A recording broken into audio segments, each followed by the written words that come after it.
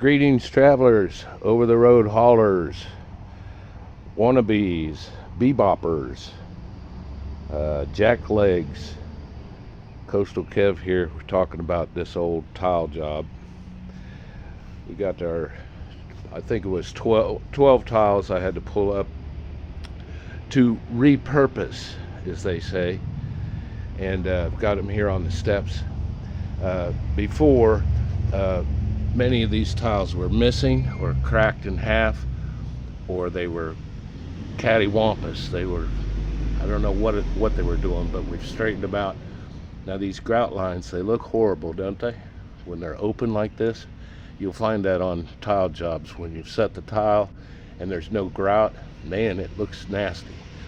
But once the grout gets in, miraculously it'll look better. Some of these lines are just huge, but that's just the way they did it back in 1985. You got skinny lines here and you've got thick ones here, but in general now I've got them nice and flat and secured, and we'll wash all this with muriatic acid. And that last video, ooh, that was a little rough. Let's review, class. We were working on this one over here, and it was a bugger to get out, but she came out.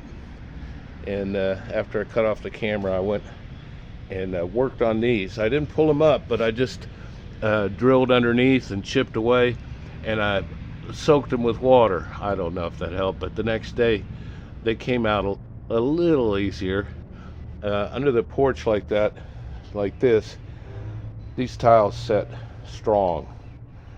They're out of the weather, so they're holding tight. You'll see also the grout, I think originally is a light gray, and we'll go with something similar. Some of the grout you'll see is so dirty you might be mistaken and use a charcoal grout. Don't do that. Clean off some grout lines and get to your original color and go with that. If we have to clean all these tiles, see, these are pretty much original color, and that's what we'll go with. These are still a little dirty. We'll wash them and see what the grout is going to be. And so that was what we got here. 3, 6, 7 over here, and then the last, I don't know, a couple weeks ago we took out 6 over here. And I'll go to the big box store and find some tiles that are similar in color. They're not going to match. I may get 12 by 12s and cut them down, 8 by 8s, whatever will fit, and I'll cut them to fit, and they'll be noticeable, but not as much as if you use those out on the walkway. Trying to save a little time and money, even though it takes 27 minutes to get one tile out. We're not pulling up all these tiles because a couple don't match. And if you're working in a bathroom and you've got some wall tiles, 4x4 white, and maybe you got an odd color, it's a turquoise or some sort of flower print on the tiles, and you've got some broken tiles by the faucet, by the spout and the diverter and the valves, and you want to replace them. You can't find them. So let's say this is the bathroom wall where your toilet is. You've got the toilet tank here. What you'll do is take the tank off, maybe the whole toilet, and take the tiles out that are hidden behind the tank. You might have to break one to get them all off. You might have to cut the sheetrock and take a whole bit of it out to save those tiles, then replace the rock and replace the tiles with some common cheap 4x4 that you get at the store. You're not going to see it, it's behind the toilet tank, but you'll get maybe 4, 5, 6 tiles that you can then use in the shower. So that's a little tip for you, and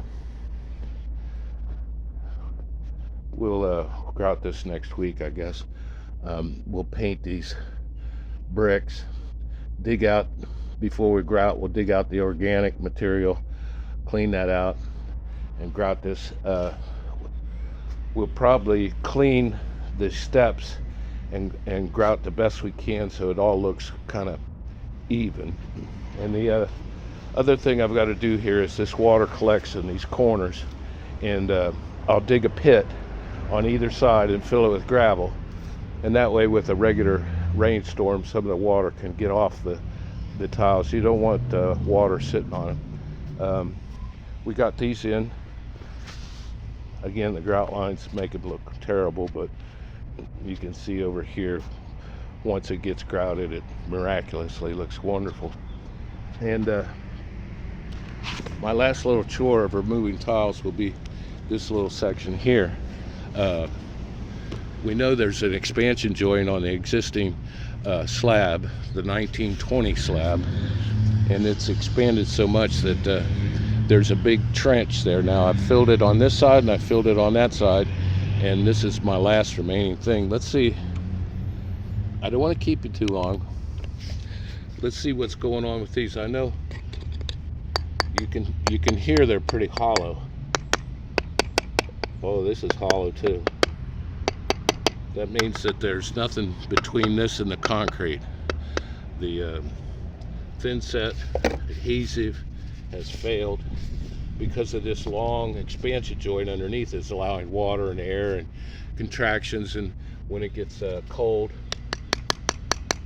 Now you tap on this tile, you see that bouncing over there, you know that thing is loose. And sure enough, these tiles are pretty tough. Takes a lot to break them, but you can. And you can see when instead of thin set, we just have dirt and organic material, nothing sticking there. So with this off, I can come at this angle and this angle. Yeah, these are pretty loose.